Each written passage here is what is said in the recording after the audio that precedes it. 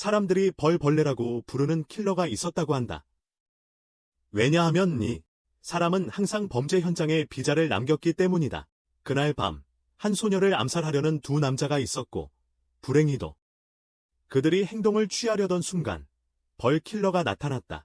다음 날 아침, 우리는 주인공 고쿠를 만나게 되는데, 사실 그는 그 신비로운 벌 킬러이다. 그는 보통 릴리의 집에서 일하러 간다. 릴리는 수사팀의 일원이며, 출근하느라 바쁘다. 하지만 그녀가 나가자마자 서류를 잊어버려서 다시 돌아가야 한다. 릴리는 결국 회사에 도착했지만 벌이 또 다른 사건을 일으켰다는 소식을 듣게 된다. 그녀는 돌아다니면서 현장에 있는 낯선 사람을 발견했다. 그녀는 이 검은 옷을 입은 남자가 누구인지 몰랐고 그냥 술에 취한 아저씨가 현장에 나타난 것이라고 생각했다. 하지만 보스는 그녀에게 이 사람이 천재라고 알렸다.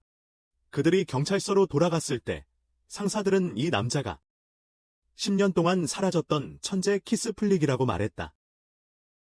그가 돌아왔다. 키스는 그들이 이 사건을 해결하는 데 도와줄 것이다.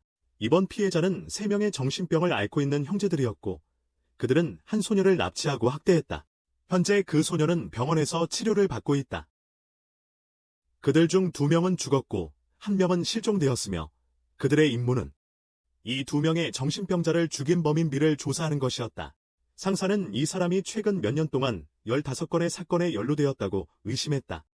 살해 방법은 간단했습니다. 치명적인 칼에 찔려 희생자가 사망했습니다. 즉시 키스는 사건 브리핑 중에 잠이 들었지만 비의 상징을 보았을 때 무언가를 깨달았다. 한편 남은 정신병자는 군용 차량을 훔쳐 도시에서 혼란을 일으키기 시작했다. 키스는 그의 오랜 친구인 의사를 만나러 갔다. 잠시 옛 이야기를 나눈 후 키스는 떠나면서 의사에게 담배 한 갑을 던져 주었다. 담배 한 갑을 의사에게 던져 주었다. 정신질환자의 탱크 운전으로 인한 혼란 소식이 경찰에 빠르게 전해졌다. 경찰은 신속하게 대응 인력을 투입했지만 경찰서의 모든 정보는 코쿠에게 새어나갔고 그는 행동에 나섰다. 경찰이 탱크를 추격하기 위해 차를 보내는 동안 그는 길에 계속 총을 쏘며 벌집 킬러를 유인했다. 릴리는 차를 몰고 추격하며 추월하여 탱크를 막으려 했지만 소용없었다. 다른 차가 추격했지만 탱크는 터널로 들어간 후 사격을 가했다. 경찰이 터널을 빠져나왔을 때 탱크가 어디로 사라졌는지 아는 사람은 없었다. 경찰서는 탱크가 탐지 센서에 저항할 수 있는 엔진을 가지고 있다는 것을 생각하고 이해하기 시작했다. 키스는 막 깨어났고 모든 것을 검토한 후 긴 공식을 그리기 시작했다. 그리고 결국 이것이 폭동으로 위장한 강도임을 결론지었다. 그는 이후 지역을 좁히고 터널 아래에 무엇이 있는지 물었다. 그 아래에는 버려진 지하철 노선이 있었다.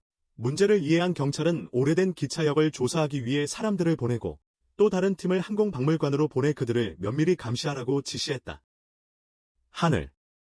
한편 정신적으로 불안정한 남자와 그의 도우미가 기차를 납치했다. 코쿠는 이미 그들을 찾아냈고 정신적으로 불안정한 남자와 빨간머리 남자에게 그를 맞이하라고 강요했다. 정신적으로 불안정한 남자는 이 계획의 단순한 조례에 불과했기 때문에 즉시 제거되었다. 빨간머리 남자의 공범들이 풍선을 훔쳤기 때문에 그들도 빨간머리 남자를 버리기로 했다. 이제 빨간머리 남자는 코쿠가 검은 날개를 가진 강력한 존재이며 인간이 아님을 깨달았다. 한편 조사팀은 이미 탱크의 위치를 찾았지만 다른 사람들에 의해 버려져 있었고 내부에는 단서가 없었다. 코쿠는 이미 빨간머리 남자에게 이마에 표식을 남겼고 그로 인해 앞으로 돌진하게 되어 그의 머리에 칼이 꽂혔다. 그는 그 후 흔적도 없이 사라졌고 코쿠는 일을 마친 후 날개를 펼치고 날아갔다. 다음 날 아침 조사팀은 전복된 기차로 갔고 키스는 한 가지 점에서 자신이 틀렸음을 깨달았다. 그들은 탱크를 군에 반환했고 군은 조사팀에게 사건을 마무리하고 단순한 기차 탈선으로 간주하라고 요청했다. 그러나 언론은 전복된 기차가 비자 형태를 이루었다는 사실을 발견했고 그래서 사건은 여전히 종결되지 않았다. 풍선을 훔친 주모자는 자신이 찾고 있던 것을 발견했음을 깨달았고 코쿠는 그 사람이 자신을 찾을 때까지 계속해서 흔적을 남길 것이다. 어딘가에서 노란 코트를 입은 한 사람이 자신의 계획을 위해 토끼를 실험에 사용하려고 계획하고 있었다. 하지만 공범들은 노란 코트를 입은 남자를 기절시키고 그를 토끼 대신 실험 대상으로 기계에 넣었다. 그 사람은 허사로 외치려 했고 그리고 끔찍한 죽음을 맞이했다. 풍선을 훔친 자들 중 한 명이 이 뒤에 있었다. 쿠쿠는 이제 리리의 집에서 바이올린 장인으로 일하고 있었다. 그는 음악적 재능을 가지고 있었지만 사장의 아들이 왜 그가 음악가가 되지 않고 장인이 되었는지 궁금해했다. 음악가가 되지 않고 장인이 되려고 했다. 사장에게 쿠쿠는 그의 아들을 자주 비교하는 다른 가족의 아이 같은 종류의 아이였다. 자신의 아들 대신 말이다. 경찰서에서는 시장 조종자라는 조직을 수사하고 있었다. 그들은 범죄와 전쟁을 조종하는 집단이었다. 왕실의 명령 아래 그들은 암살, 파괴, 침투 등의 비밀 활동을 수행했다. 암살, 파괴, 침투 등 말이다. 각 멤버의 오른손에는 두개골 문신이 새겨져 있었지만 그것은 조직이었다. 극각거라. 전체 수사팀이 극각거락을 조사하기 위해 불려갔다.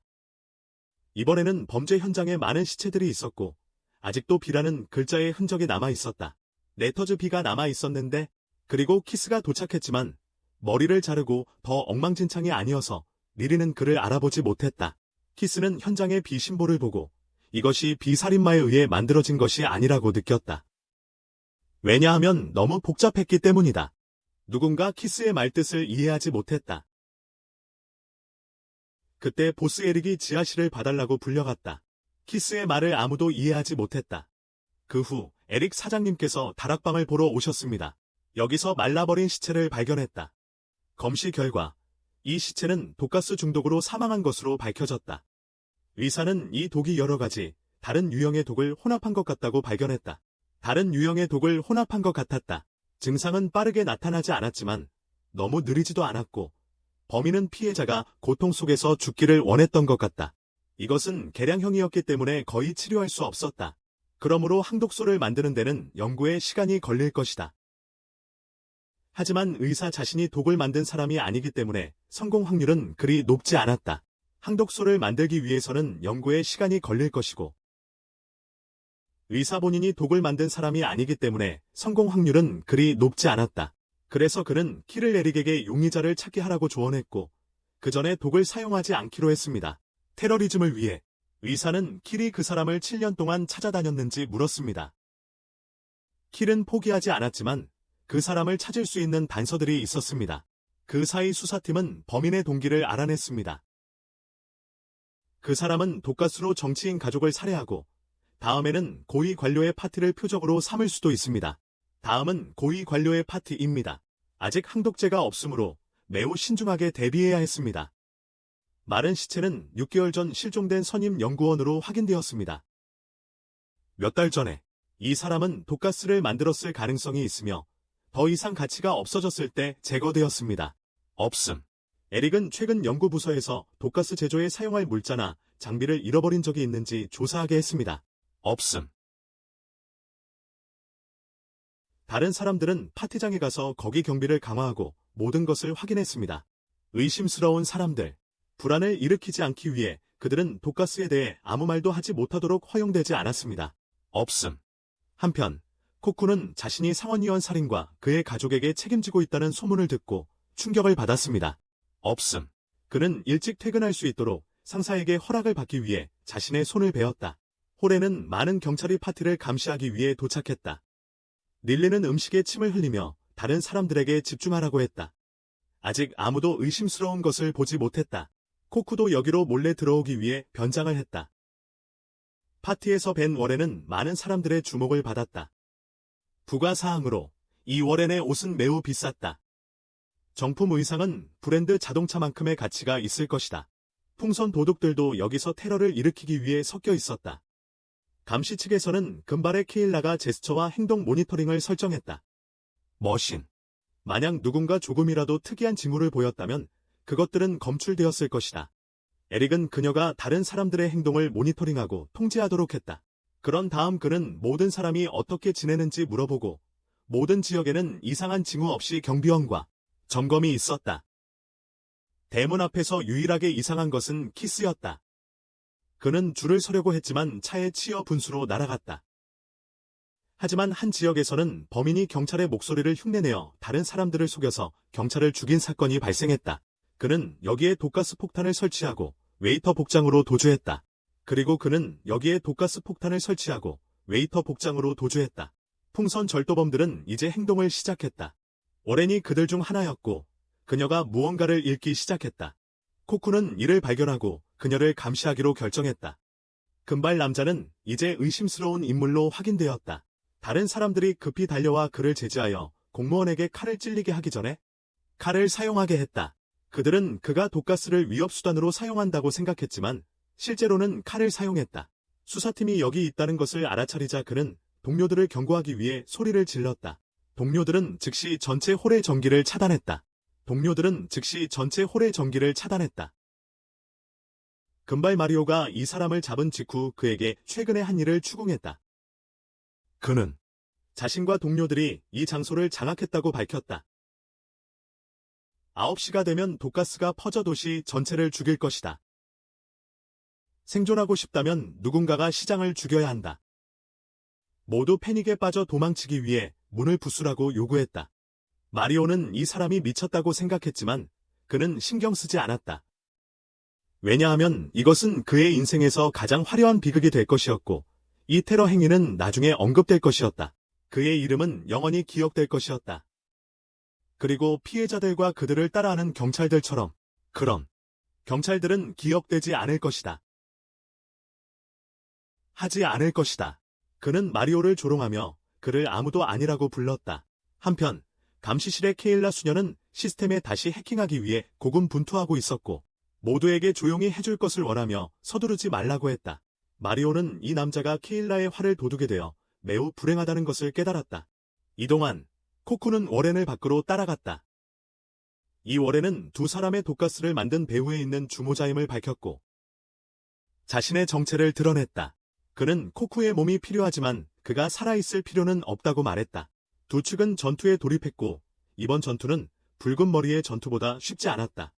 이전에 만난 남자 코쿠는 그들이 누구인지 물었지만 그는 대답하지 않고 대신 근처의 스케이트보드를 잡고 도망쳤다.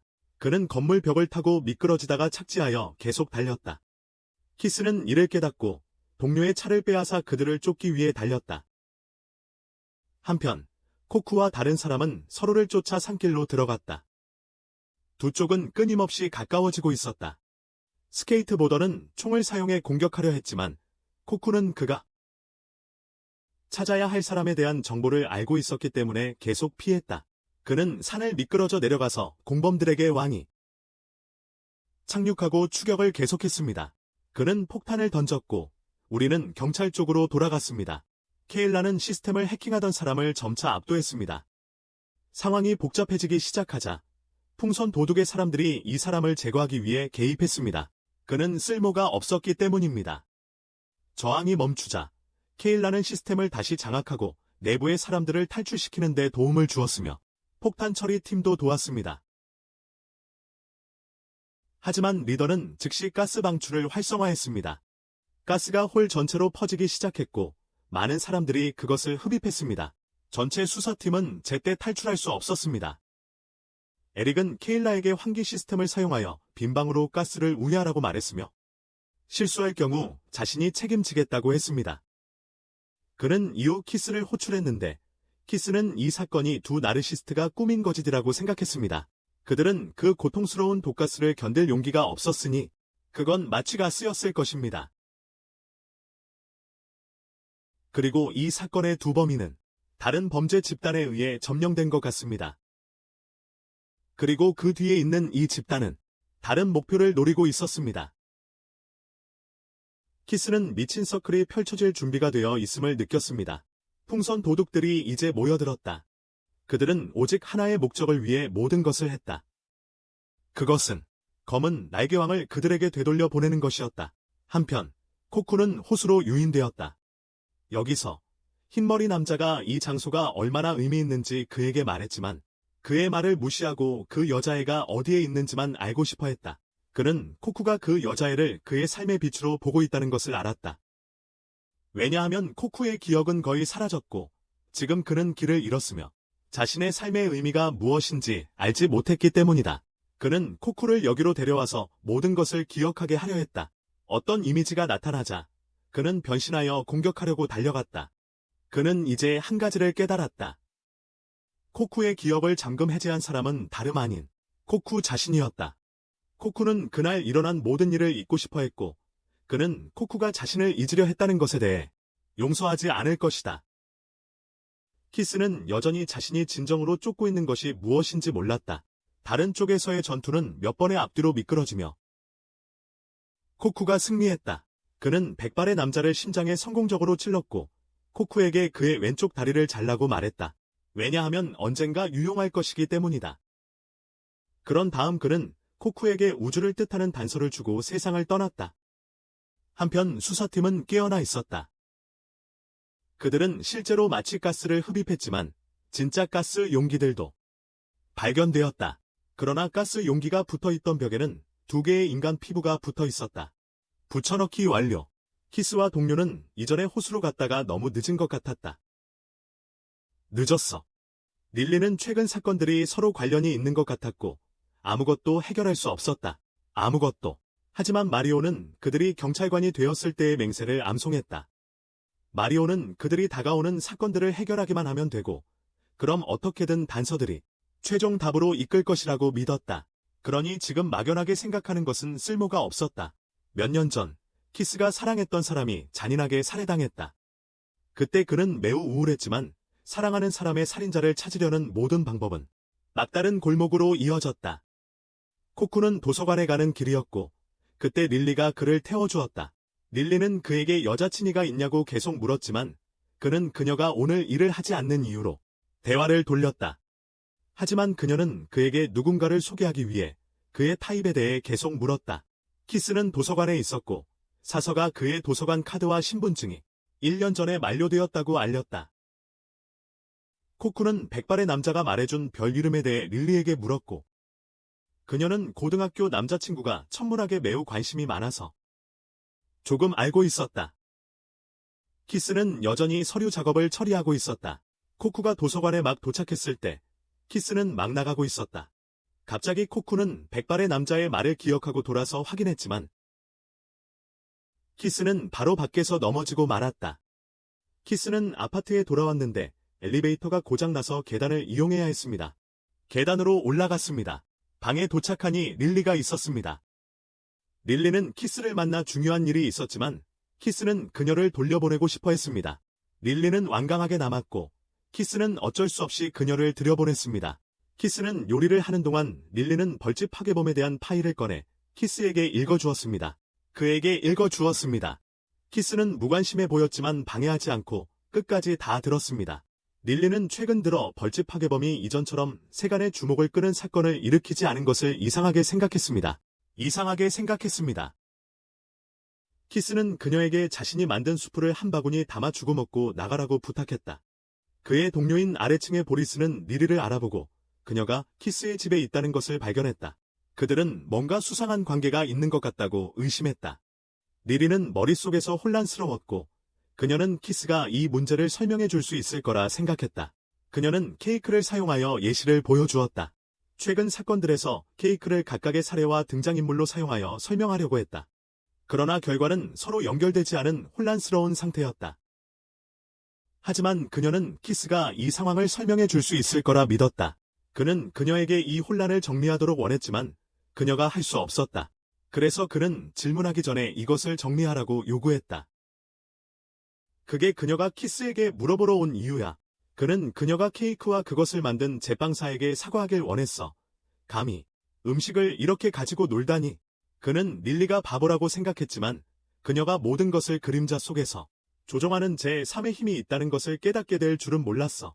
현재 상황은 균형이 맞춰져 있었지만 어둠이 점차 사라지면 이 힘이 작용할 거야. 이 힘은 모든 것을 삼켜버릴 것이고 그들은 아무것도 할 수 없이 무기력하게 지켜볼 수밖에 없을 거야. 그때 키스는 모든 것을 쓸어버리고 릴리가 더 이상 개입하지 않기를 원했어. 이 사건, 그는 이런 사건은 호기심 많은 사람이 개입할 수 있는 종류의 것이 아니라고 생각했습니다. 들어갈 수 없는 사건이었습니다. 그녀가 거절하자 키스가 화를 냈습니다. 보리스가 무언가를 듣고 들어와서 키스가 리리를 밀쳐 누르고 있는 것을 발견했습니다. 리리는 그게 키스가 미끄러져 넘어졌기 때문이라고 설명해야 했습니다. 갑자기 케일라가 보리스가 여기에 재미있는 일이 있다고 말해서 도착했습니다. 마리오도 곧 도착하려고 했습니다. 보리스는 자신의 휴대폰 사용법을 몰랐기 때문이라고 설명했습니다. 케일라는 문이 깨진 이유를 몰랐습니다. 그러나 신비한 힘은 이제 어떤 종류의 혈청을 사용해야만 힘을 유지할 수 있었다. 그들의 힘을. 그들은 아직 코쿠를 잡지 못한 것에 대해 매우 불만스러워했고 백발의 남자와 같은 재능 있는 사람조차도 목숨을 잃었다. 브라이언스는 집을 파티하우스로 만든 브라이스가 키스에게 비난받고 있었다. 키스에게 리리에 대해 어떻게 생각하는지 물었고 그는 단호하게 말했다. 그녀는 멍청이 같다고. 바보 같은. 하지만 리리는 어리석지만 많은 것을 이해하고 있었고 키스가 과거에 사랑했던 사람과 매우 유사한 많은 특성을 가지고 있었다. 한편 사무실에서는 조사팀의 한 멤버인 브란은 기록에서 행동을 기록한 파일을 발견하고 자신의 전화로 찍힌 자신의 모습이 이 순간에 녹화되었음을 깨닫는다. 놀란 브란은 동료들에게 아무 말도 하지 않고 떠난다. 그는 보리스를 호출하고 그들이 키스의 집에 있다는 것을 알게 된다. 그들은 브란에게 오라고 하지만 브란은 자신이 표적이 되고 있다고 의심하고 모두와 모든 것을 경계한다. 브란은 모든 사람과 재결합하기 위해 키스의 집으로 가기로 결심한다. 코쿠는 이제 오염된 지역에 도달하여 백발의 남자가 그에게 안내한 별을 찾았지만 여전히 그의 의도를 이해하지 못한다. 한편 브란은 엘리베이터에서 죽임을 당했고 그곳에 또 다른 벌이 있다. 수사팀이 도착했을 때 그들은 브란의 공격 중 엘리베이터 카메라가 연결이 끊겼다는 것을 알아차린다. 경찰서에 누군가가 책임이 있다는 의혹이 제기된다. 병원에서 의사는 브란이 제 시간에 구출되었고 아직 살아있다고 전한다. 검사 결과 저항의 흔적이 없어서 의사는 브란이 바로 옆에 서 있는 사람에게 공격받았고 반응할 수 없었다고 생각한다. 그런 다음 의사는 브란이 의식을 잃기 전에 이 시계를 키스에게 전달해달라고 요청했다고 밝힌다. 에릭은 나중에 브란이 위독한 상태를 넘겼고 더 이상 위험하지 않다는 소식을 듣는다. 지속적인 효과는 없지만 날씨가 바뀔 때 약간의 쑤시는 느낌이 있다. 이것은 기적이라고 할 수 있다.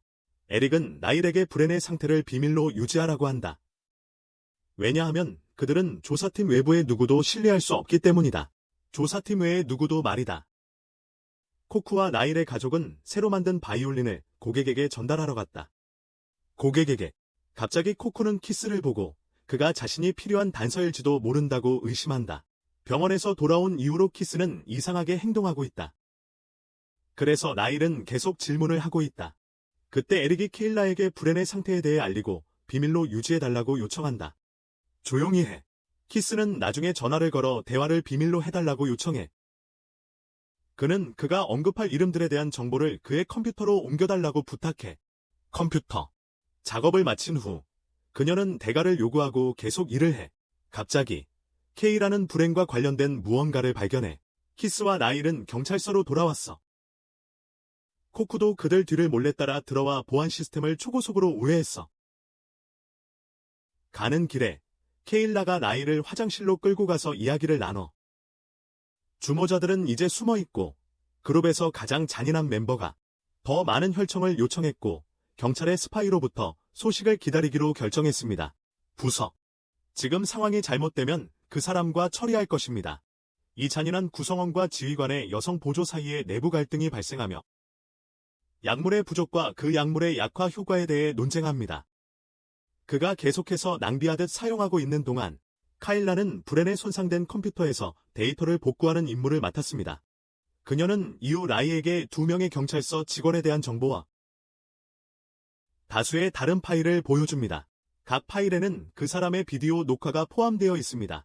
케일라가 라일의 파일을 열고 이 애플리케이션이 소유자가 어떤 기록 장치든 침투할 수 있게 해준다고 설명한다.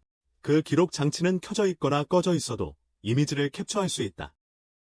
켜져 있거나 꺼져 있어도 말이다. 브란의 컴퓨터에서 모든 비밀을 밝혀내자마자 그들은 범인을 알아낼 것이다. 브랜의 컴퓨터. 그들은 키스와 그리고 케일라가 키스에게 전해준 조사팀과 관련된 직원들의 명단에 대해 논의한다. 최근 5년 동안 말이다.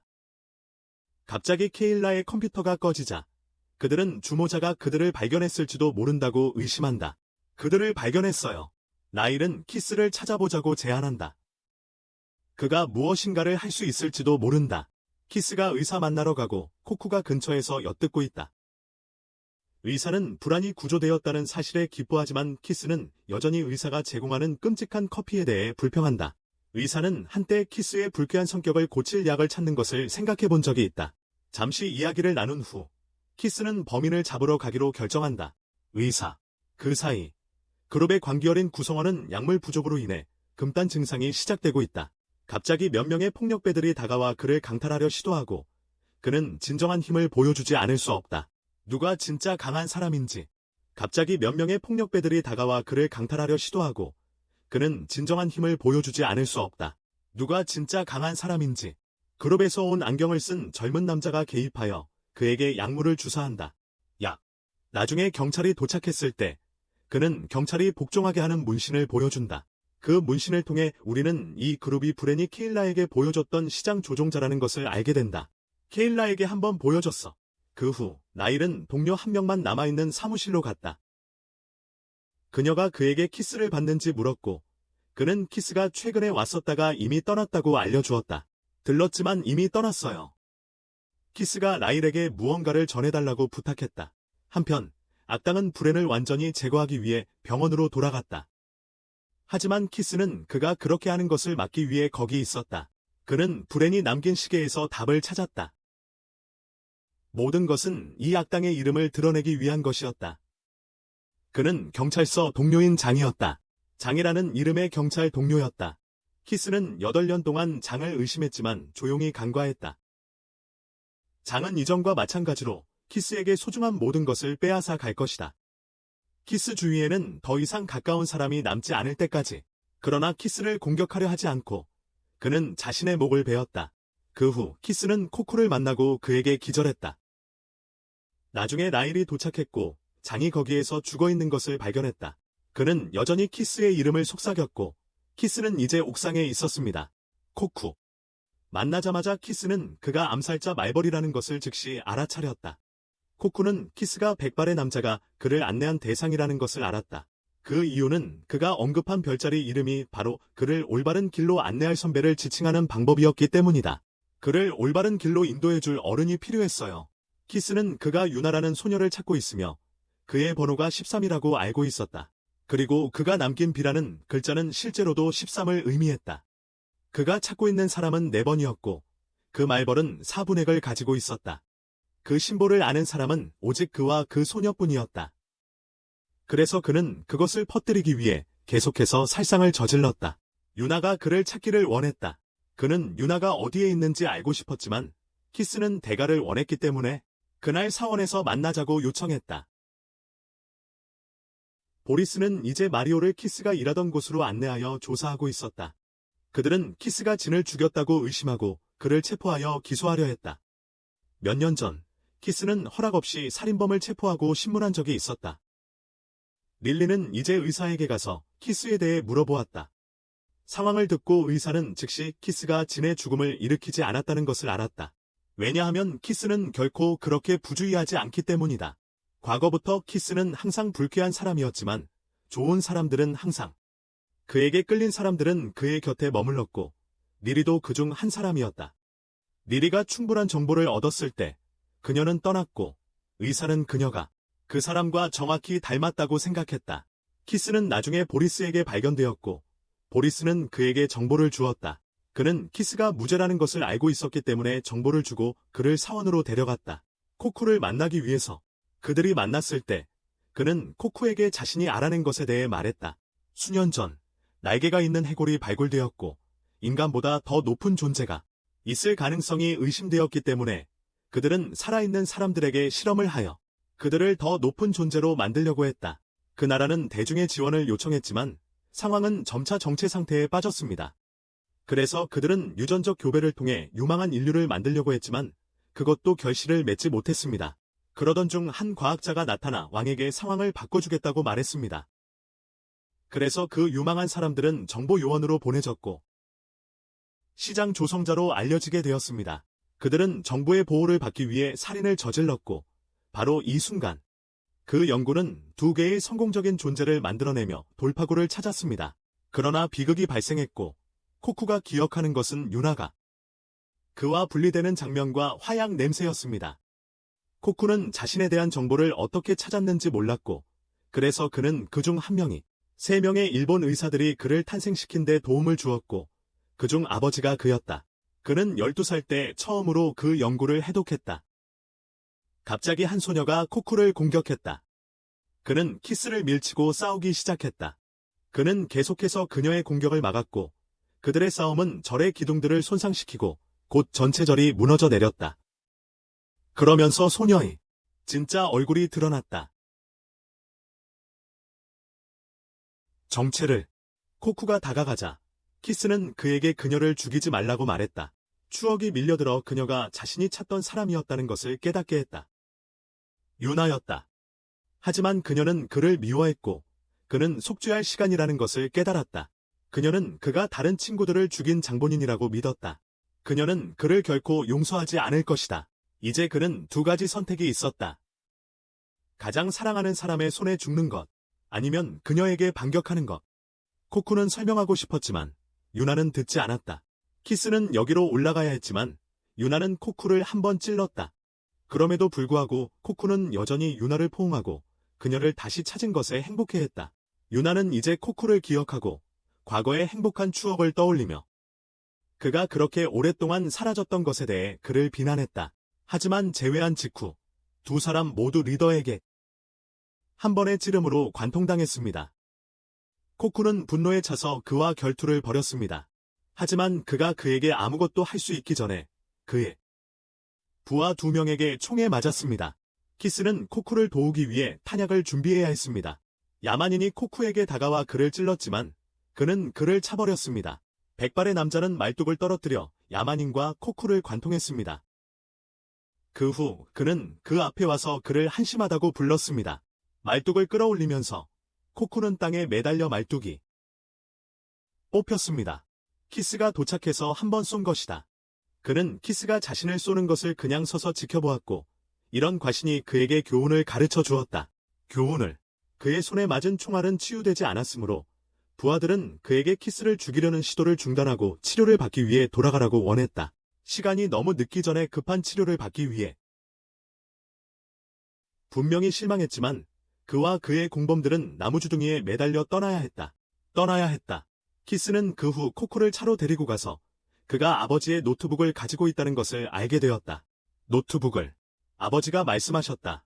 코쿠는 키스의 모습에서 자신의 이미지를 인식하고 그를 찾을 것이라고. 라고 했어. 코쿠는 이제 옛 추억을 꾸는 중이었다. 과거에는 그는 다른 특별한 아이들과 함께 케이트의 아버지와 함께 성에서 살았다. 케이트의 아버지와 함께. 유나는 약해서 자주 다른 아이들에게 괴롭힘을 당했고 코쿠는 항상 그녀를 도와주었다. 그녀를 돕기 위해. 하지만 그 당시에도 강하지 않았기 때문에 다수에게 이길 수 없었다. 그는 왜 다른 사람들은 그렇게 강한지, 자신은 왼쪽 눈을 사용할 수 없다는 이유로 금지당하는지 케이트의 아버지에게 물었다. 왼쪽 눈을 사용하려고. 그 남자는 신체적인 힘이 전부가 아니라고 믿었지만 코쿠는 그것이 단지 어른들의 화려한 말이라고 생각했다. 그는 더 강해지지 않으면 누구도 보호할 수 없다고 믿었다. 유나는 나중에 그를 따로 불러 고마움을 전했다. 그는 왜 학교에서 그냥 말하지 않았는지 이해하지 못했지만 그녀는 그가 다시 괴롭힘을 당할까 두려워했다. 하지만 그는 자신이 괴롭힘을 당하고 있지 않다고 주장했다. 코쿠는 항상 유나를 보호하겠다고 약속하고 비밀 신호를 보여주었다. 그가 그린 신호는 그를 나타내는 숫자 13과 그녀를 나타내는 로마 숫자사였으며 나중에 사람들은 이를 비자로 오해했다. 그날 밤 학교가 공격당했습니다. 코쿠는 유나를 구하러 달려가고 싶었지만 키스의 아버지는 코쿠를 키라사메라는 사람에게 맡기고 코쿠를 안전한 곳으로 데려가며 유나를 찾겠다고 부탁했습니다. 유나를 찾으러 가겠다고 말했습니다. 한편 유나는 무서워하며 코쿠를 부르는 신호를 그렸습니다. 하지만 하얀 머리의 미나치미가 먼저 도착해 코쿠의 형이라고 주장하며 그를 따라오라고 유인했습니다. 코쿠는 밖으로 나왔지만 유나가 걱정되었습니다. 키라사메는 그들이 은신처로 가고 나중에 유나가 올 거라고 말했습니다. 하지만 이동안 키스의 아버지는 미나츠미에게 은신처로 가라고 말했습니다. 그러나 마켓 메이커가 그들을 발견했고 미나츠키는 배신하여 그를 찔러서 마켓 메이커의 편에 합류했다. 코쿠는 은신처로 끌려갔지만 적들이 그들을 찾아냈고 그래서 키리사메는 그가 먼저 들어가라고 말하며 싸우기로 했다. 그는 코쿠가 그들의 왕이기 때문에 그가 살아남기를 원했다. 더 이상 소리가 들리지 않자 코쿠는 밖으로 나가서 모두가 죽어있는 것을 보았다. 그는 학교로 돌아가서 생존자를 찾지 못했다. 유나의 남긴 표지는 그로 하여금 사과할 수밖에 없게 만들었다. 그는 다시 키스의 아버지를 만나 그의 정보를 담고 있는 노트를 받았다. 그리고 목적. 그가 필요했던 것은 다시 유나를 찾는 것이었다. 그 남자는 코쿠가 언젠가 키스를 찾을 것이라는 것을 알고 있었고 그때 그가 그를 안내해 주기를 바랐다. 코쿠는 그 후 은신처로 돌아와 친구들의 가장 강력한 부분을 자신의 몸에 접목하기로 결정했다. 코쿠는 나중에 깨어나 키스에게 그의 눈이 기억을 조작하는 능력이 있다고 말했으며 그는 죄책감을 피하기 위해 자신의 기억을 봉인했다고 말했다. 하지만 유나의 눈을 바라보았을 때 그는 모든 것을 기억했다. 그동안 에릭은 상사들에게 가능한 한 빨리 키스를 찾아오라는 압박을 받았고 그렇지 않으면 그의 사무실 전체가 해체될 것이라고 했다. 이 경찰서장은 미나츠키와 협력하고 있었고 그에게 경찰서의 정보에 접근할 수 있게 해주었다. 그는 치유되지 않는 팔을 잘라내야 했던 때를 기억했고 신비한 인물과 협력하고 있었다. 이 사람은 키스의 총알을 보고 뭔가를 알아차렸다. 그동안 키스의 집은 경찰에 의해 포위되고 조사되었다. 릴리는 키스의 공식 더미를 보며 혼란스러워했다. 방 전체가 마치 하얗게 칠해진 듯 공식으로 가득 차 있었고 결국 그녀는 키스가 찾으려는 답을 이해할 수 없었다. 그 순간 키스는 낚시를 하고 있었고 다시 코쿠를 만났을 때 그는 코쿠에게 물었다. 그림 속의 범인에 대한 이야기입니다. 그는 자신의 여동생을 죽인 사람이었지만 자신이 진짜 범인은 아니라는 것을 알고 있었어요. 왜냐하면 그는 여동생을 죽인 사람과는 다른 방법을 사용했기 때문입니다. 그는 자신이 누구를 보호하려 했는지 몰랐습니다. 법정에서 그는 혀를 깨물고 죽으면서 범인을 밝히지 않으려 했습니다. 키스는 코쿠가 이 사람을 인식하고 있다는 것을 알고 있었습니다. 그는 자신이 인간이 아니라고 말했지만 그의 학교를 공격한 사람이었습니다. 그가 이전에 만났던 모든 사람들은 학교를 공격한 사람들이었고 그의 목적은 오직 복수와 유나를 찾는 것이었습니다. 그날 그는 연기와 먼지에 둘러싸여 절망감을 느꼈습니다. 그는 그들 모두를 죽이고 어떤 대가를 치르더라도 유나를 찾겠다고 맹세했다. 그날 밤 에릭은 마켓 메이커를 조사하고 키스에게 전화를 걸었다. 에릭은 또한 암호를 해독했으며 브렌을 공격한 사람이 누구인지 알고 있었다. 반면 키스는 자신의 여동생을 진짜로 죽인 사람이 누구인지 조사하고 있었고 그는 답에 가까워지고 있었다. 에릭은 그가 자신의 명예를 회복하기 위해 경찰서로 돌아가기를 원했지만 그는 거부했다. 왜냐하면 이제 그는 그 어느 때보다 진실에 가까워졌기 때문이다. 그는 에릭이 자신을 위해 해준 것에 감사하며 전화를 던져버렸다. 다음 날 아침 나일은 키스의 집에 보리스 씨를 불러들이고 천장에 완성된 빨간 공식이 보였다고 말했다. 그리고 암호를 해독한 후 그녀는 이것을 발견했다. 그림을 그리는 거야. 에마어. 보리스는 이 그림이 누가 그리고 어떻게 케이트의 귀환과 관련되어 있는지 알았고 지난 몇 년 동안 어떤 상황이었는지도 이해하고 있었다. 그는 이 그림이 케이트의 여동생의 것이고 그녀는 8년 전에 살해당했다는 것을 밝혔다. 케이트는 이제 코쿠가 수색 중인 그룹이 인간이 아니라는 것을 알게 되었다. 그들은 20세가 되면 의식을 잃기 시작했고 노란 액체를 유지하기 위해 필요로 했다. 하지만 시간이 지남에 따라 점점 더 미쳐갔고 그들을 멈출 유일한 방법은 그들을 죽이는 것이었다. 그 액체를 그들은 시간이 지남에 따라 점점 더 미쳐갔고 그들을 멈출 유일한 방법은 그들을 죽이는 것이었다.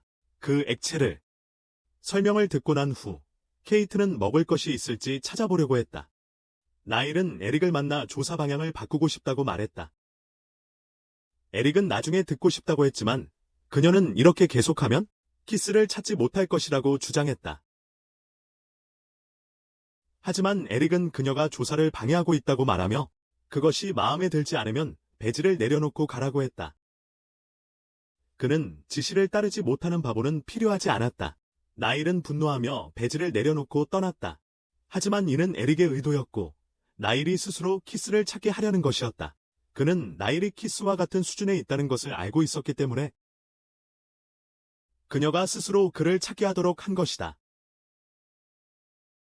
이제 전체 부서가 마켓 메이커에 의해 감시되고 있었다. 솔직히 말하면 그는 키스를 찾을 수 없었고 그래서 나일에게 도박을 걸기로 했다. 에릭은 나일이 어디로 가는지 감시하기 위해 케일라의 집으로 갔다.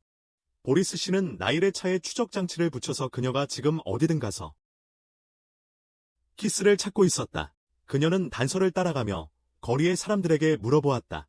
아무도 키스에 대해 알지 못했지만 그녀는 키스가 에릭과 이야기하던 곳을 찾는 데 성공했다. 그녀는 키스에 대한 어떤 정보도 얻지 못했지만 그때 키스의 집에서 식사할 때 맡았던 이상한 향신료를 기억해냈다. 키스는 이제 파란 총알을 만들고 있었다. 이것들은 산화된 총알이며 마켓 메이커 그룹의 약점이었다. 그는 이 지식을 아버지의 노트에서 얻었다. 코쿠는 그가 지난 며칠 동안 왜 돌아다녔는지 물었고 그는 그가 회복되기를 기다리고 있다고 말했다. 그는 키스를 향해 칼을 겨누며 그를 찾는 이유가 무엇인지 물었다. 그는 방해받지 않도록 칼을 치우고 이야기하길 원했다. 한편 에릭의 그룹은 여전히 나일의 움직임을 면밀히 따라가고 있었다. 코쿠는 키스에게 몇 가지를 이야기하고 있었는데 키스는 배고프다고 불평하며 먹으러 가고 싶다고 말했다. 그는 코쿠에게 처음 만났을 때 유나가 자신이 아는 유나와 닮았다고 생각했는지 물었다.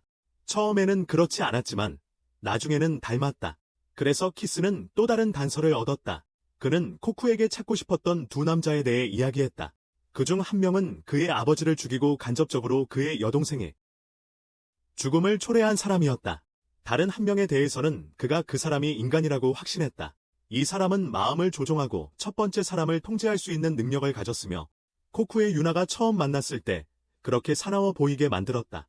위에 있는 미나츠키 그룹은 코쿠의 위치를 찾아냈고 그중 한 명이 결심했다. 내려가서 확인해라. 미나는 친구들이 코쿠를 죽이지 못하게 했으므로 그는 단지 조사를 요청했다. 조사만 요청했어. 한편 나일이 주변을 걷고 있었고 키스는 인근 레스토랑에 있었다.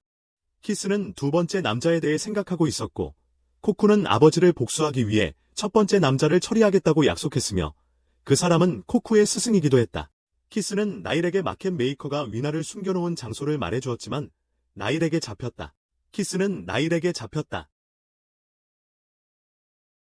코쿠는 도망치려 했지만 결국 잡혔다.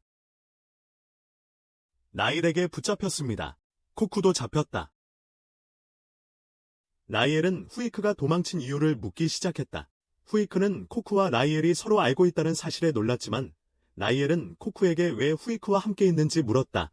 그리고 후이크는 그들이 형제라고 거짓말을 했고 그는 단지 코쿠에게 몇 가지 일에 도움을 청한 것이라고 말했다.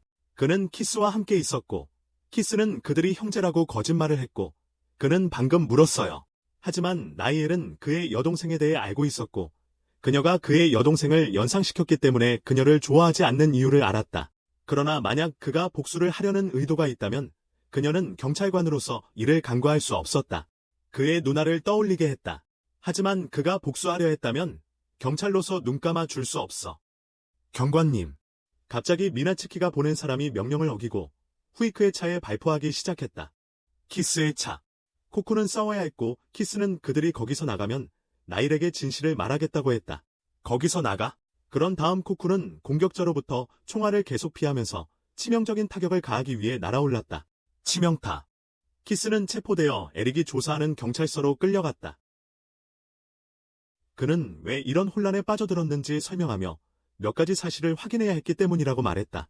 몇 가지 확인하고 싶어요. 그는 8년 전 누가 자신의 여동생을 죽였는지 증거를 찾는데 거의 다 왔다고 말했다. 전에 그 사람은 아직도 도망치고 있었고 통제 장애가 있는 것처럼 보였다. 단순히 사람들을 살해했다. 자신의 욕망을 위해. 이 사람은 시장 조작 그룹을 통제하고 있었으며 그들과 매우 가까웠다.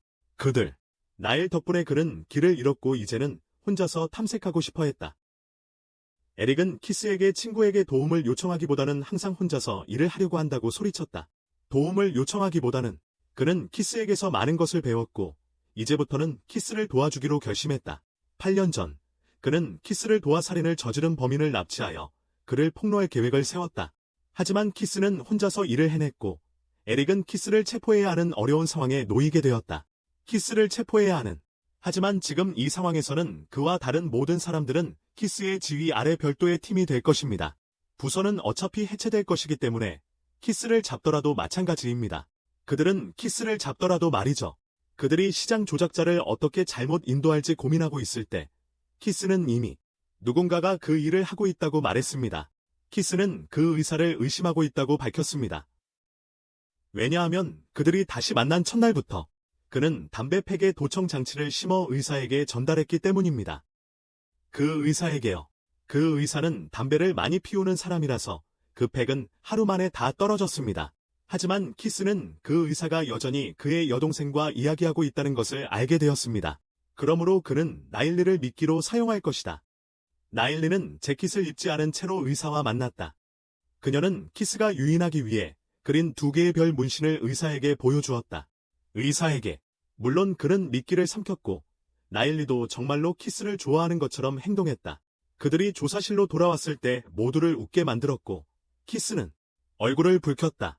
의사는 여전히 이것이 키스의 함정이라고 의심했기 때문에 조금 주의했다. 미니스키는 이 시점에서 화가 났고 코쿠가 방금 죽인 사람의 쌍둥이에게 비판받았다. 의사에게. 그는 격분하여 그녀를 목 졸라 죽이고 그 후 그녀를 버렸다. 그 의사는 차가 고장나서 버스를 기다리고 있는 나일리를 발견하고 그녀에게 차를 태워주겠다고 했다. 보리스와 마리오는 뒤에서 따라갔다. 나일리는 키스의 여동생과 매우 닮았기에 의사를 유인하기 위해 그녀처럼 행동하려고 했다. 그녀는 같은 말투를 사용했고 눈에 대한 이야기를 하자 의사는 그녀가 더 닮았다고 생각했다. 그녀는 안경까지 썼지만 키스의 여동생과는 다르게 현대 음악을 틀어 실수를 했다. 이것은 의사가 그녀를 키스의 여동생과 비슷하게 보지 않도록 충분했다. 그런 다음 의사는 세차장으로 들어갔다. 보리스는 여전히 멀리서 관찰하고 나일리가 움직일 때 따라가야 했다. 그들은 의사의 집까지 따라갔고 키스는 이 모든 세월이 지난 후에도 변하지 않았다는 것을 보았지만 안은 아주 어두웠고 더 이상 나일리의 소리를 들을 수 없었다. 그래서 보리스와 마리오는 확인하기 위해 들어가야 했다. 그들은 1층을 확인했지만 이상한 점은 없었고 그곳이 오랫동안 버려진 것처럼 보였다. 그들은 위에서 소리를 들었고 그래서 확인하기 위해 올라갔다. 첫 몇 개의 방은 아무것도 없었고 마지막 방에 들어가서 그는 야만인과 그의 꼭두각시 중 하나를 만났다. 그는 청취장치가 있는 나일리의 재킷을 가져왔고 자살을 위해 폭탄 묶음을 들고 있었다. 그들은 오랫동안 상대에게서 소식을 듣지 못해 무슨 일이 생겼을까 걱정하고 있었다.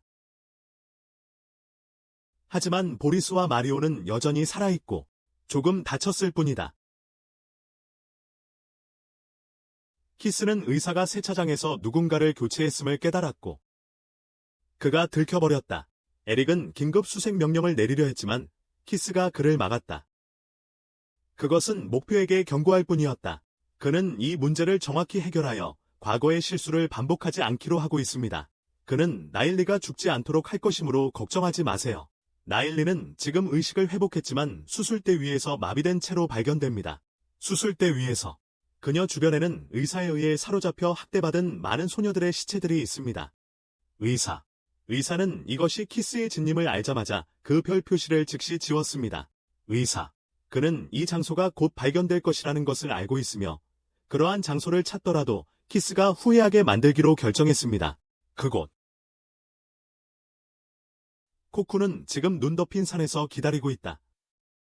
키스가 그에게 한번 말했듯이 거기 서서 뛰어내려서 바람이 불 때 적절한 시기에 날개를 펴면 구름으로 떠오를 수 있을 것이다. 그곳에서 그는 유나가 기다리고 있는 큰 숨겨진 열기구를 발견하게 될 것이다. 코쿠는 유나가 아직도 자신을 기다리고 있는지 모른다. 하지만 키스는 12살 때 해독했던 성스러운 유물석에 대해 이야기해 주었다. 그것은 가로로, 세로로, 대각선으로 읽는 방식에 따라 많은 문장과 비유를 포함하고 있다. 그가 주목한 유일한 것은 13번째 보름달 밤의 검은 날개를 가진 왕에 관한 것이었다. 수직으로든 대각선으로든 그 유물석은 가로로, 세로로, 대각선으로 읽는 방식에 따라 많은 문장과 비유를 포함하고 있다. 보름달 밤. 두 명의 수녀에 의해 선택된 남자가 힘과 동료 그리고 날개를 얻어 검은 날개의 왕이 되었습니다. 임무 완료되었습니다. 그 두 명의 수녀는 그에게 파란 검을 주고 한 명을 죽여야 한다고 요구했습니다. 죽인 수녀는 왕의 힘이 될 것이고 살아남은 수녀는 왕과 함께 싸울 것입니다. 왕과 함께 싸울 것입니다. 그는 검이 과거 키리즈마에서 왔다는 것을 알아차렸고 죽인 수녀는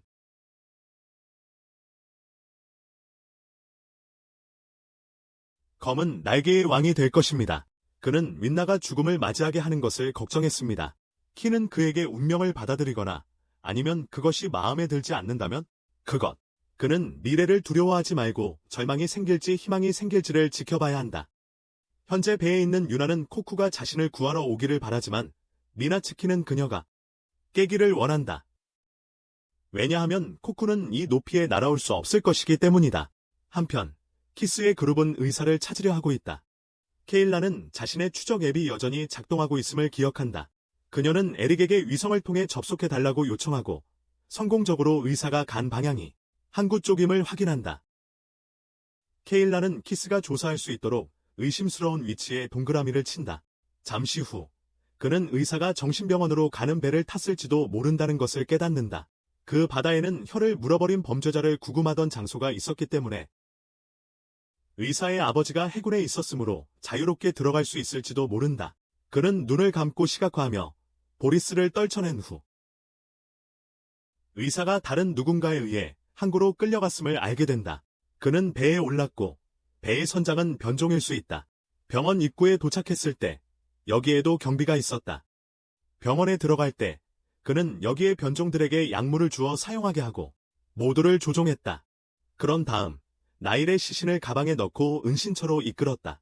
도착하자마자 그는 시신을 들여오기 위해 경비원을 죽였을지도 모르지만 곧 이것을 무시하고 그는 차를 들여보낼 때 경비원에게 통과시켜서 나일의 시체를 엘리베이터에 태우고 수술실로 데려갔다고 다시 그린다. 경비원이 나일의 시신을 엘리베이터에 태우고 그녀를 수술실로 안내했다. 방. 키스는 케일라에게 시스템에 따르면 의사가 떠났는지 확인해보라고 요청한다. 하지만 아직 떠나지 않았다. 그는 의사가 몇 번이나 야근을 했는지 그리고 그가 설명한 특징과 일치하는 피해자가 얼마나 되는지 묻는다. 그가 설명한 특징들. 두 숫자가 일치하여 그가 의사의 은신처가 여기에 있을 것 같다는 의심을 갖게 한다. 그는 케일라에게 그를 위해 계획된 건물을 가져오라고 요청한다. 그는 그 후 300년 동안의 건물 구조를 살펴본다. 이 건물에 많은 허점이 있다는 것을 깨닫는다. 그는 에릭에게 수갑을 풀고 그와 함께 의사실로 가서 수색하자고 요청한다. 여기서는 모든 것이 정상으로 보이지만 키스는 안에 바퀴 자국을 발견한다. 뒤에 쌓여있는 엑스레이 사진 더미를 보면서 키스는 그것에 닿은 손자국을 본다. 그래서 그는 그것을 눌러 비밀 경로를 연다. 둘 다 엘리베이터를 타고 내려가고 숨겨진 곳에 의사가 전시용으로 사용하는 최고의 시체들이 가득한 것을 발견한다. 그는 이미 도망쳤다. 키스는 주위를 둘러보고 의사의 아버지의 시체를 발견한다. 첫 번째 인물. 그가 죽였다. 그는 수술대 위의 혈흔을 보고 의사가 그를 호출했다. 의사는 키스가 그 방에 도착했음을 알고 라일리의 시체가 키스의 여동생과 정말 닮았다고 칭찬한다. 그는 의사가 원하는 대로 하게 하고 싶어 한다. 왜냐하면 라일리가 아직 죽지 않았다는 것을 알고 있기 때문이다. 그들은 꽤 일찍 도착했다. 키스는 이제 팀원이 생겼기 때문에 예전과 다르다고 생각한다. 이제 그를 놓아주겠지만 곧 그를 찾을 것이다. 의사는 그에게 정말 기대하고 전화를 끊는다. 그는 두 경찰관을 쏴 죽이고 그들의 차를 가져간다.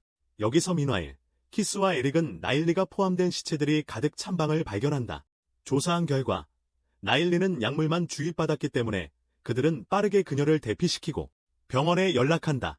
에릭은 케이라에게 주변 지역을 봉쇄하도록 요청하고 또한 의사가 탈출한 길도 찾는다.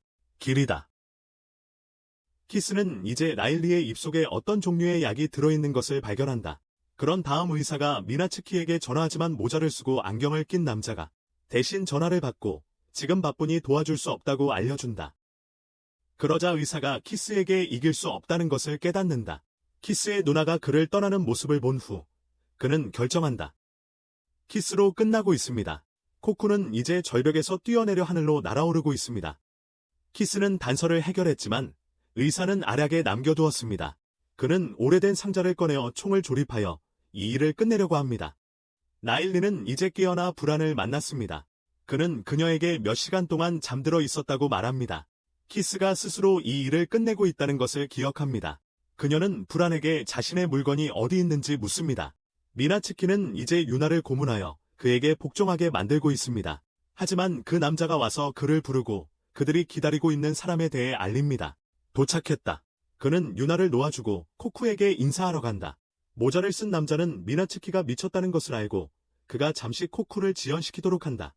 잠시 동안 코쿠는 이제 하늘로 날아올라 별들 사이에 숨겨진 배를 발견하고 산산조각 날 위기에 처한다. 숨겨진 배. 그는 자신의 검을 사용하여 배에 매달리고 몰래 들어간다.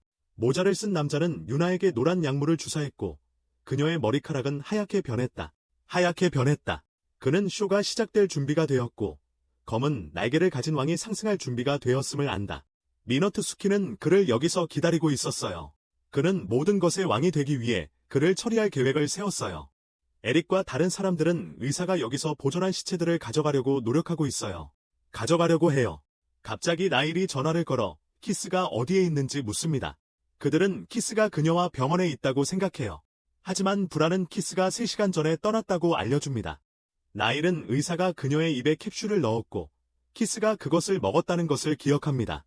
이 소식을 듣고 그룹 전체가 급히 달려갑니다. 코쿠는 지금 미너트수키와 맹렬하게 싸우고 있습니다. 그는 그를 코너로 몰아넣고 공격하려 하지만 그는 제때 피합니다. 그들은 계속 싸우고 코쿠는 성공적으로 그의 검을 부숩니다. 그는 유나가 어디 있는지 묻지만 그는 유나가 누구인지 기억하지 못합니다. 그는 자신이 누구인지도 기억하지 못합니다. 코쿠는 이것이 돌연변이의 증상임을 깨닫고 그가 진짜 미나츠키가 아님을 알게 됩니다.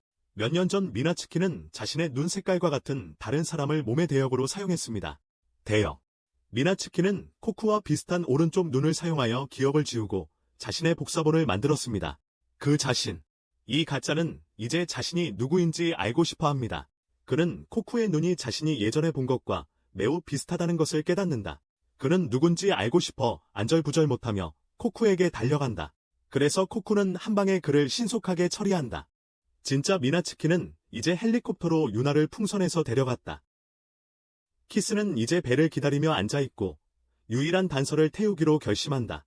코쿠는 유나를 찾고 있으며 그 방에 도착했을 때 유나가 남긴 표지를 발견하고 그녀가 여전히 자신을 기다리고 있다는 것을 안다.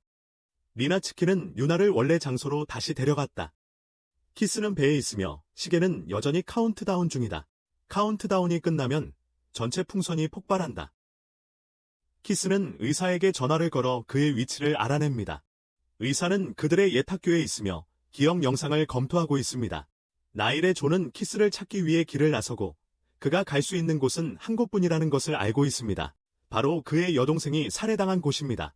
키스는 의사에게 자신을 도운 사람이 누구인지 묻고 예상대로 돌연변이라는 답을 듣습니다.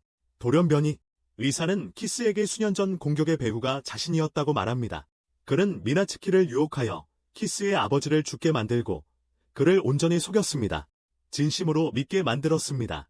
미나츠키가 그를 조종하지 않은 이유는 미나츠키 자신이 바로 그가 조종하는 하나. 그는 미나츠키에게 코쿠를 죽일 수 있다면 새로운 왕이 될 것이라고 말했다. 하지만 처음부터 모든 것이 코쿠가 왕이 되도록 계획되었다. 키스는 그가 얼마나 많은 생명을 가지고 노릴 의도가 있는지 모르지만 그의 삶의 목적은 키스를 추적하기 위해 죽이는 것이다. 그는 두 사람 모두 각자의 목적을 가진 저주받은 혈통이라고 믿으며 이제 그중 하나가 끝날 시간이다. 코쿠는 이제 땅에 내려왔다. 그는 아직 살아있지만 심각하게 부상당했고 그의 검은 부러졌다. 미나츠키는 유나와 함께 돌 기념물에서 그를 기다리고 있다. 그는 항상 코쿠의 그림자였다고 믿으며 그의 존재가 돌 기념물에 언급되지 않은 것은 코쿠를 위한 디딤돌에 불과했기 때문이라고 생각합니다. 코쿠가 왕이 되면 그는 무가치하게 버려질 것이고 의사 덕분에 그는 코쿠에게서 모든 것을 빼앗아 자신의 운명을 바꾸기로 결심합니다. 유나는 코쿠가 그에게 지지 않을 것이라고 믿지만 그는 그녀가 오해하고 있다고 생각합니다. 그는 코쿠의 대체자가 되고 싶지 않고 그녀를 원하지 않습니다. 그는 칼을 꺼내 유나를 찌르고 자신이 곁에 제사장이 필요 없는 왕이 되겠다고 결심합니다. 코쿠는 유나가 위험에 처해 있음을 감지하고 급히 달려갑니다. 키스는 이전에 코쿠에게 돌기념물 근처에 가지 말라고 경고했습니다. 모든 역사상 검은 날개의 왕들은 인간들에게 모두 패배했어. 그래서 돌멩이가 그의 재생 능력을 빼앗을 수 있지만 이제는 갈 수밖에 없어. 갈 수밖에 없어. 미나츠키는 이 순간까지 그녀를 살아있게 두려고 의도적으로 놔뒀어. 그래서 둘 다 여기에서 죽을 수 있게 하려고. 그리고 그는 이 장소에서 새로운 왕의 존재를 새길 거야. 키스는 이제까지 의사 선생님의 계획을 모두 폭로했어. 인간들이 변종들을 만들고 그들을 전 세계에 풀어놓았다는 것을. 그의 아버지는 그 프로젝트의 책임자였지만 나중에 생각을 바꿔서 너무 약하다고 해서 그를 죽였어. 그리고 그는 계속해서 피해자들로부터 더 많은 변종들을 만들었어. 그는 미나츠키가 그들의 마음을 조종하게 하고 그들을 살인자로 만들게 했으며 마켓 메이커에게 정리하고 그들의 명성을 쌓게 했다. 하지만 그의 궁극적인 목표는 아마도 어떤 이상을 위한 것이 아니었을 것이다. 닥터는 키스가 실제로 거의 모든 것을 알고 있다는 것을 보고 키스가 미나츠키를 이용했던 것처럼 코쿠를 이용하려고 접근하고 있다고 생각한다. 코쿠는 이제 돌비석에 내려와 유나에게 무슨 일이 있었는지 묻지만 그는 유나가 자신이 코쿠를 죽이는 것을 보기 전까지 유나가 죽지 않게 할 것이다. 키스는 닥터에게 그들을 함께 묵지 말라고 원한다. 왜냐하면 그는 감정이 없기 때문이다. 그는 누군가를 죽인 것에 대해 매번 후회할 때마다 그의 마음은 새로운 인격을 만들어내고 옛 인격을 버린다. 그러므로 그는 계속해서 잘못을 되풀이하고 진정한 괴물이 됩니다. 코쿠는 이제 점점 미나츠키에게 밀리고 있습니다. 회복할 수 없는 것은 너무 큰 장애물입니다. 그는 미나츠키에게 여러 차례 베이고 결국 총을 꺼내서 발사합니다. 몇 번이나 발사합니다. 그는 코쿠가 운명에 맞서 어떻게 반격하는지 보고 싶었습니다. 한편 닥터는 키스에게 다가가서 총을 겨누었습니다. 하지만 그는 두려워하지 않습니다. 왜냐하면 모두가 이제 밖으로 나와 있었기 때문입니다. 모두가 키스가 트리거를 당기지 않기를 바랐습니다. 그렇게 하면 그도 살인자가 될 것이기 때문입니다. 그와 같게 말이죠. 의사는 킬트의 자매를 죽인 이유를 그가 킬트의 자매를 곁에 두면 매드니스 속에서 벗어나려고 싸울 것이라고 생각했기 때문이라고 설명했습니다. 그러나 그녀는 자신의 형제와 사랑에 빠져버렸기 때문에 그는 다른 선택의 여지가 없었습니다. 그의 편입니다. 킬트는 매우 화가 나 있지만 발포하지 않기로 결정했습니다. 그래서 그는 먼저 누가 들어올지 보기 위해 총을 옆으로 겨누었습니다. 이것은 메이비 류일 수도 있습니다. 나이를지도 몰라요. 킬트는 걱정되기 시작하고 그가 멈추기를 원합니다. 하지만 류의 목소리가 가까워지자 그는 다른 선택의 여지가 없습니다. 미나츠키는 이제 코쿠를 수십 번 쏘았고 그의 손을 벽에 못 박았습니다. 그는 유나와 코쿠를 놓아주려고 다가간다. 칼을 빼는 순간 코쿠가 화나서 소리친다. 그는 벽에서 몸을 끌어내고 총알을 피하려고 달려간다. 하지만 미나츠키가 기다리고 있었고 검으로 그의 손을 잘라내려 휘두른다. 하지만 그는 포기하지 않고 그를 쫓게 하려고 달려간다. 그리고 깨닫자 코쿠는 다리를 검으로 만들어 반격하고 있다.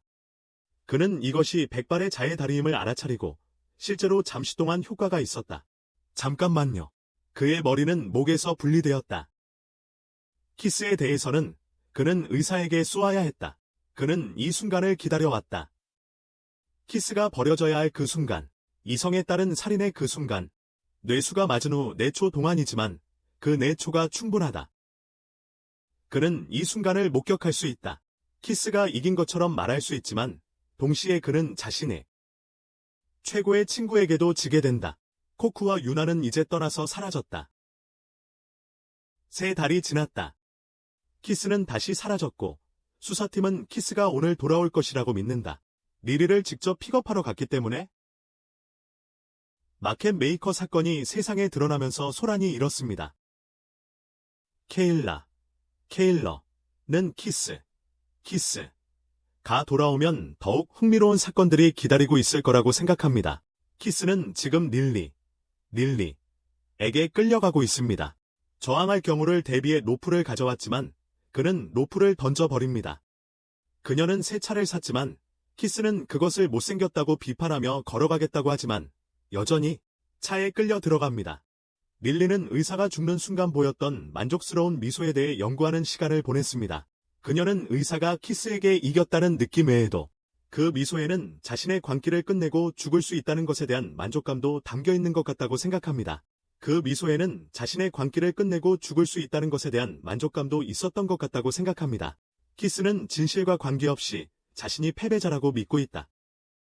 그는 의사와 자신이 수수께끼를 내는 한 사람과 해결하는 한 사람에 불과했기 때문에 씁쓸하지 않다. 그 후 그들은 다시 코쿠와 유나를 만나 그들에게 차를 태워준다. 영화는 여기서 끝난다.